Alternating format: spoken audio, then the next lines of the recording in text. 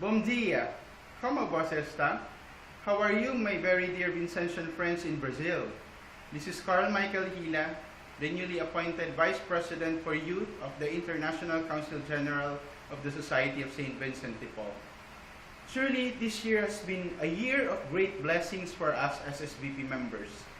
We had our International Youth Gathering in Belo Horizonte, where we met and made a lot of Vincentian friends from all over the world, sharing our works and spirituality and journeying together as one big Vincentian family.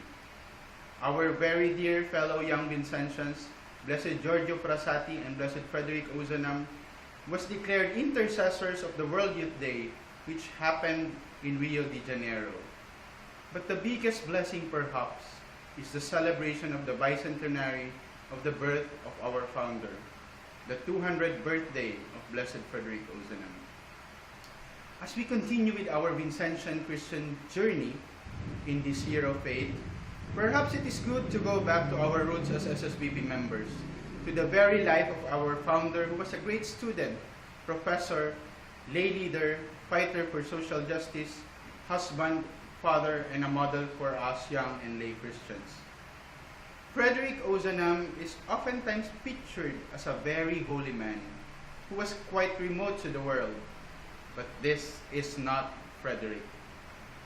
When we become acquainted with the writings and with the witnesses of his daily life, we will discover a fascinating soul and a generous heart of a very ordinary man, indeed a model for us ordinary people. He was a romantic and sweet partner, always checking his beloved wife if she slept well, if she was feeling well, how was her eyes. He even called her my beautiful and cherished soul. He was a teacher, a dedicated professor who considers his profession as a priesthood. One time, although seriously ill, he delivered an admirable speech to his students and fellow teachers saying, "For my part, sirs, if I die, it will be serving you."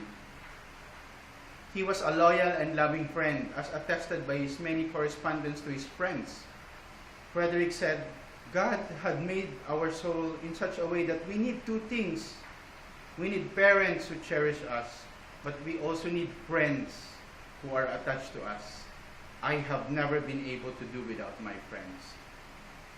He was also a defender of the Catholic faith, a fighter of social justice.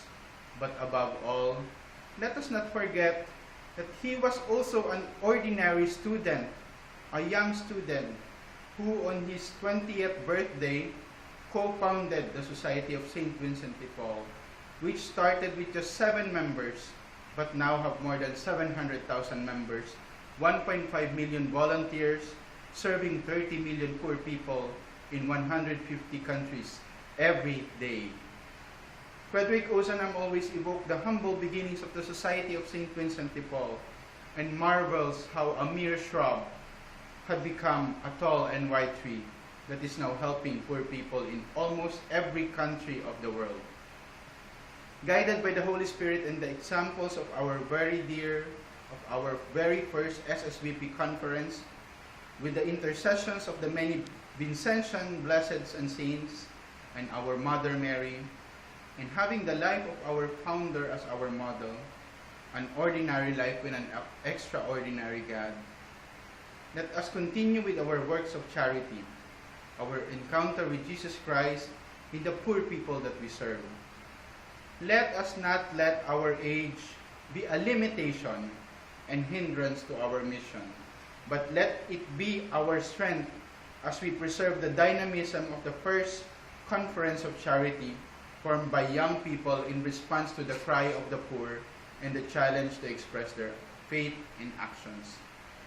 Let us encourage more young men and women to join SSVP, and so we will still grow more. And from the shrub, which became a tall tree, we can still extend our branches, our arms wider, reaching out to more people in need, our lords and masters.